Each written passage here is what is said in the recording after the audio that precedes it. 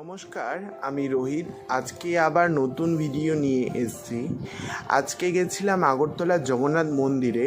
ওখানে চন্দন যাত্রা হচ্ছিল। জগন্নাথ মন্দিরটি উজ্জয়ন্ত প্যালেসের কাছে অবস্থিত।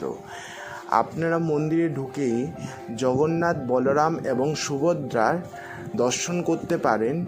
এই মন্দিরে যতদূর জানি 19শো শতাব্দীতে মহারাজা রাধাকিশোর মাণিক্য বানিয়েছে।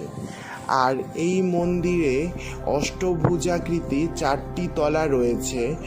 মন্দিরের শিখরটি উজ্জ্বল কমলা রঙের। যখন আমরা গেছিলাম তখন চন্দনযাত্রা উপলক্ষে নাচ, গান এবং ঠাকুরকে নিয়ে নৌকোবিহার চলছিল এবং ওখানে প্রত্যেকটা মানুষ আনন্দ সহিত এই উৎসব পালন করছিল। আপনারা চাইলে